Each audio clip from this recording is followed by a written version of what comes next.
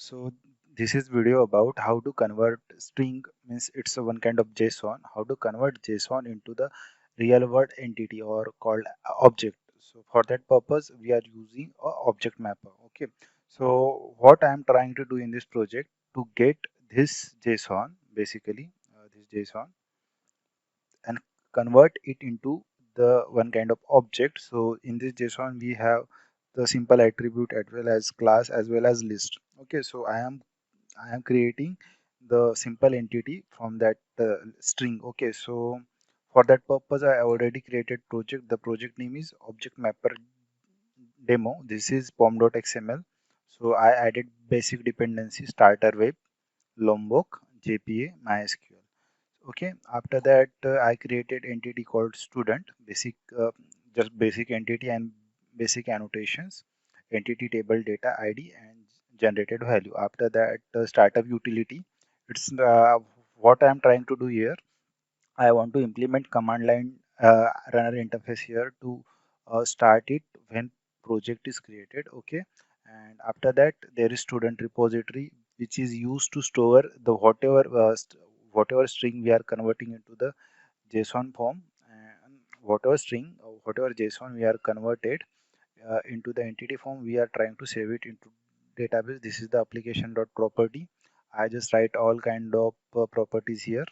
After that this is our main class. Okay, so that's what setup we do here.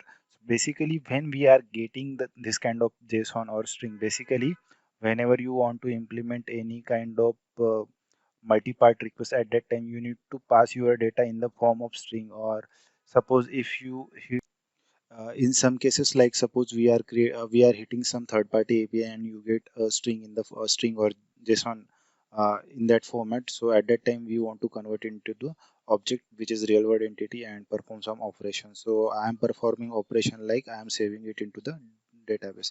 So we already have this JSON. What I am doing, I am copying it and putting into the properties file. And I so to put that JSON into the properties file, what I do, I just created this JSON into the single line. So basically, this is the JSON I created in single line. That is same, means this JSON and this JSON is same. Basically, whenever I put it into the properties file, what happened at that time? It because of new line, um, it get in the up down format. So that's why I replace it and make it in single line. Okay, I'm copying it and giving the name of the property. So the name of the property is demo.json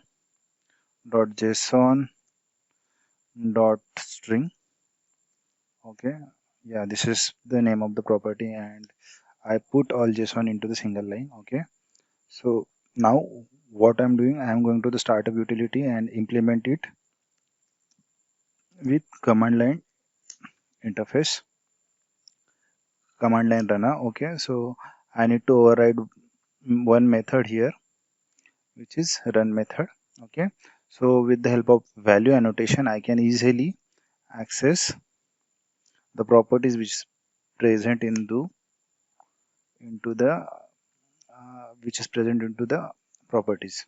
Okay, so this is the annotation I need to use. Okay, I need to pass properties here in dollar and bracket. So I need to pass the name of the property here. Basically the name of the property is this. So I am putting it there. Okay, so yeah, let me put it, and we need one variable here for that purpose. So the private string uh, private string, the name of the variable is JSON. Okay, so that is the variable. Okay, so after that I need to use a object mapper. So whatever JSON I am getting here, I need to convert it. So for that purpose, what I do, I created the object mappers instance. Okay, so it's a new object mapper. Okay, after that we need to mapper dot, we have one method called read value. Okay, so where we need to pass the JSON and means string value, and the output.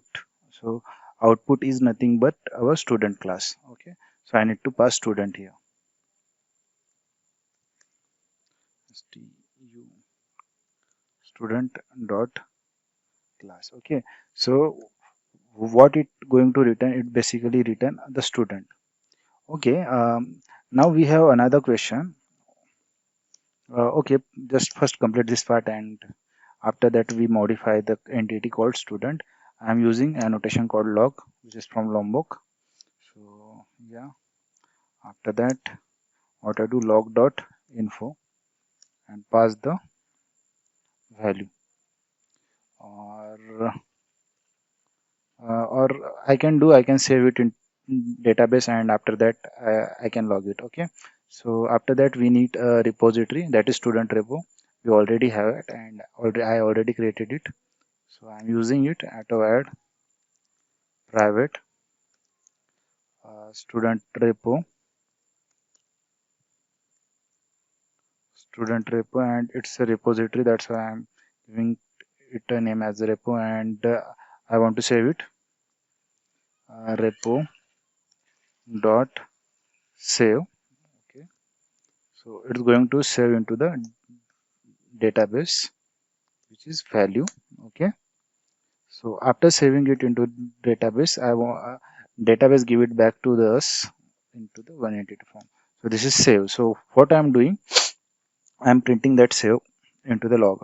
Okay, so yeah, and it giving to, no, it's giving me string. So what I can do, I can add a string here, no problem. So yeah, it's student or student info, and we have one method called toString, which print the student. Okay, basically it is overridden from Lombok, because we are using Lombok. So first thing first, we getting JSON, convert into the student, and after that save into the database, and after that print it. So basically whenever we are getting it into the student entity, so what happen, we don't have all fields which present into the JSON. So we have this field, okay, the name, address, and hobbies.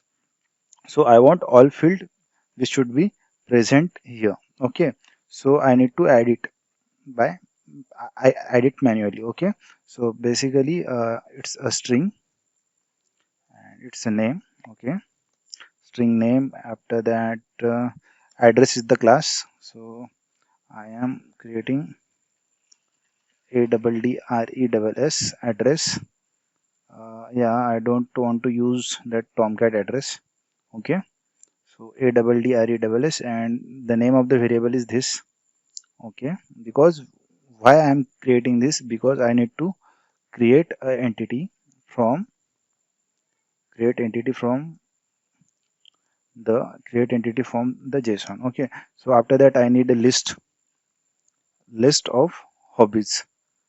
Okay, the name of class is the hobby, and I need a variable name called hobbies. Okay, so yeah, I need to put it here. After that, yeah, after that I need a actually, yeah, I need an annotation called one to many, because if I uh, I don't give this annotation, what happen? It's going to break file saving to the database, and we need to provide cascade, which is cascade type all. Okay, so this is what I am providing for now. So yeah, I am creating the new class. The name of class is address, and address having only one field called city. Okay, so yeah, I need all annotation again. So what I do, I am going to copy this annotation, and okay, I am copying this annotation and putting it into the address, and again I need this too. Okay, means ID, which is auto incremented. Okay, so after that, after pasting here, I need this called city. Okay, let's do this, private string city. Okay, so I added city here too. Now I need to create a hobbies. Okay, so which is present in here. So we have the class called hobby. I'm creating the class hobby, and yeah, we want hobby and ID. Okay, here. So for that purpose, I again copying this three thing because this video is too long for now. I think so. That's why I'm copying and pasting it. And after that, I need again primary key for hobby. Yeah. So this all because we want to save it in database, and we want one string called hobby. Okay. So it's private string hobby. Okay. So yeah, we are done from our side. We already created all entities which required to save this JSON. Okay. So we have JSON, we have properties, we have startup utility.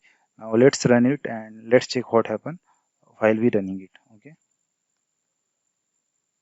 Sorry, I forget. I need to run. Okay, I can run it from directly here. Let's see what happened.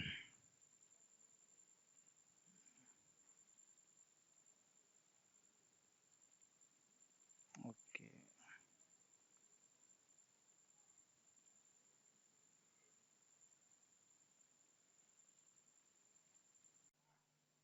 Oops, application break here. Let me check what happened or what I miss. Yeah. There is com dot domain dot address table student com. Okay, I think I miss mapping. Yeah. Let's see. Let's check what happened. I'm going to student class. Yeah. I missed the mapping here. So I should use one to one. Okay, one to one mapping and cascade type all. Okay, cascade is equal to all. Okay, so now let's rerun it once again and let's see what happened. Yeah, it's fail, unrecognized field. Okay, so it's basically throwing the exception that it's unrecognized field class from the student not marked as ignorable.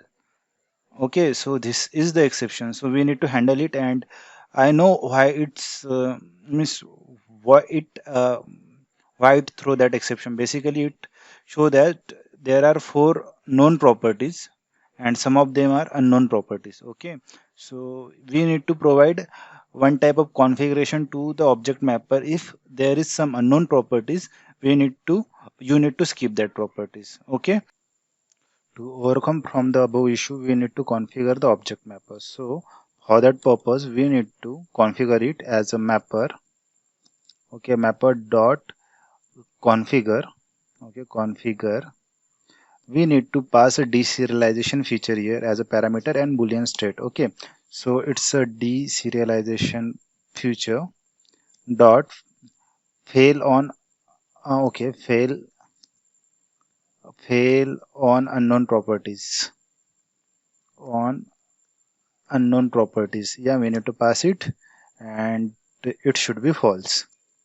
You need to just put that configuration part inside the object mapper and it's work. Maybe let's see what happened in this demo. Let's see what happened. Okay, let's restart it and let's see. Yeah, it's working fine. It created the table and save into the database. Yeah, so that's how you can easily convert any kind of JSON into the object real-time entity. Look at this. We created table. We have hobbies, which is present in JSON. We have address. We have student. We have student hobbies. Okay. So this is the way to create the object from JSON as well as ignore the unknown properties because some properties are ignored like you need to ignore like ID. We just pass it by ourselves which is not present in JSON. So for that purpose, we need to pass that configuration, ignore unknown properties. Thanks for watching.